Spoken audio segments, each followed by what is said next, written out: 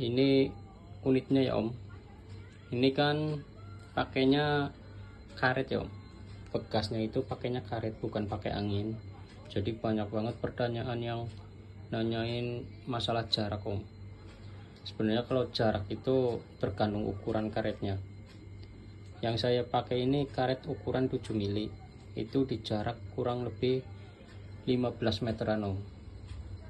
Terus juga karet 7 mili itu ada yang lubang kecil, ada yang lubang besar Om. Nah ini saya pakai yang lubang besar, ini ada lagi yang lubang kecil.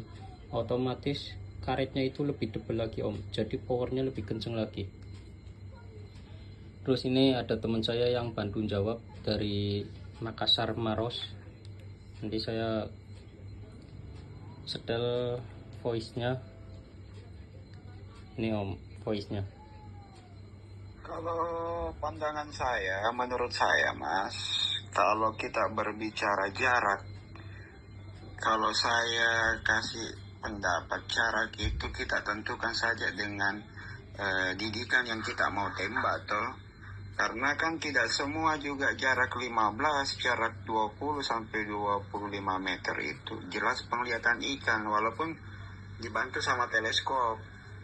Terkadang akurasi teleskop oke, kita sudah lihat sasaran, tapi begitu kita pegang unit, biasa lepaskan begitu mata panah pasar, biasa mata panah pasar itu tidak tepat dengan sasaran teleskop. Jadi kalau ada pertanyaan-pertanyaan begitu, cuek saja Mas. Yang penting intinya kita itu, usaha kita itu laris, itu aja. Yang penting usaha jualan laris. Yang kedua, cara kita menjelaskan yang masuk akal-akal saja, nggak usah ada yang berlebih-lebihan, ya begini-begini kan. Masalah akurasi kan tergantung orang yang pegang unitnya sendiri, bagaimana caranya dia memegang unit, bagaimana dia akurasikan unitnya, seperti itu. Kalau saya sependapat dengan Mas tadi, pandangan itu tidak bisa sebenarnya jauh. Biar jauh kalau tidak presisi sama. Yang dekat saja kita biasa melenceng, apalagi yang jauh. Jujur aja Mas, saya nggak pernah nembak jarak sampai 20, 25, 15. Paling tinggi saya jarak 10 meter Mas.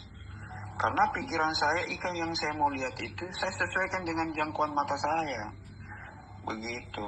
Jadi kalau ada orang yang kayak begitu, cuek saja Mas. Intinya yang penting kita jelaskan yang masuk akal-akal saja lah. Masalah jauhnya bagaimana itu kan dia akan cari sendiri jalannya. Karena gini Mas, pandangan jarak kosong dengan jarak di air itu 100% jauh beda. Kenapa saya bilang jauh beda? Kalau pandangan jauh kita menembak umpamanya burung, itu kan pandangan jelas, pandangan terang, tidak ada neko-neko. Sedangkan kalau pandangan air itu ada 3 dimensi. 3 dimensinya di mana? Tergantung dari kejernihan air, satu. Yang kedua arus airnya. Yang ketiga kecepatan angin. Biar kita bagus senapan, kalau yang 3 ini kita tidak kuasai unsur-unsur yang 3 ini yang saya sebutkan tadi, niscaya pasti boncos, nggak bakalan dapat kita. Tapi kalau kita perhatikan 3 elemen ini, niscaya kita nggak pernah boncos. Yang penting elemen 3 ini yang saya sampaikan tadi, itu dipegang terus itu. Makanya kalau kita jadi pemasar sejati, jangan pikir hasilnya, tapi kita pikir itu akurasinya. Biar dekat, yang penting presisi. Nah itu foto-foto saya Mas. Saya cuma pakai senapan taktikal. Itu pun saya cuma rubah larasnya saja. Padahal kalau dipikir itu powernya luar biasa. Ya kalah power-power yang karena apalagi kan sudah saya agrep. Tapi saya nggak pernah menembak sampai sejarak jauh itu. Itu jarak dekat semua itu Mas, yang ikan yang saya dapat itu. Bahkan sering saya 1 kali nembak, sering dapat langsung 2, kadang 3 dalam satu benang PE, dalam satu mata pasar. Sebenarnya kalau kita berbicara pasar ikan, yang kita punya pegang itu cuma 3. Pertama, skill. Yang kedua, feeling. Yang ketiga, imajinasi melihat target. Itu aja kita pakai. Niscaya kalau kita sudah tahu trik-triknya ikan, karena ikan kita tidak bisa hafal larinya, jaraknya, tapi yang kita harus tahu sebenarnya kalau ikan itu istilahnya yang penting ada kemauan. Kalau nggak ada kemauan jangan coba-coba, karena barang yang sering kita pakai itu nggak diminta-minta, mudah-mudahan jangan. Biasa pelurunya kembali ke kita. Kalau salah cara gurung benang saja itu bahaya. Makanya saya tertarik dengan Mas punya unit itu, karena saya rasa cukup safety. Makanya saya berminat sekali mau ambil Mas punya unit, karena saya pikirnya itu, saya ulangi, safety. Saya bilang safety, kemudian juga dia tidak pakai peredam. Beda kalau PPC, apakah taktikal, senapan model apa, itu harus pakai peredam, karena kita tidak mau ada kebisingan. Kalau senapan Mas itu mantap, ikan tidak langsung kabur, karena kan dia tidak berisik. Begitu. Itu yang saya sukanya kita punya. Makanya saya tertarik dengan senapan tangan, karena nomor satu, ketika kita didik target, ikan tidak bisa lari yang lainnya, karena tidak ada suara berisik. Beda kalau senapan Mas, biar kita pakai peredam, tetap ikan yang lain kabur karena suara berising.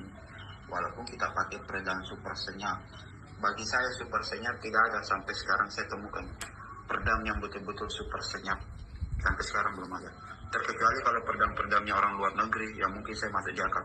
Tapi kalau peredam buatan Indonesia, saya belum ada bilang 100% senyap betul, belum. Kecuali yang lebih senyap suara pasar, ya pasarnya Mas ini, karena dia kan mengandalkan betul-betul karet, dia bukan mengandalkan angin. Artinya saya coba bantu juga, siapa tahu saya bisa dapatkan user juga di sini. Masalah harga kan nanti saya suruh bicara langsung dengan kita, saya lepas tangan.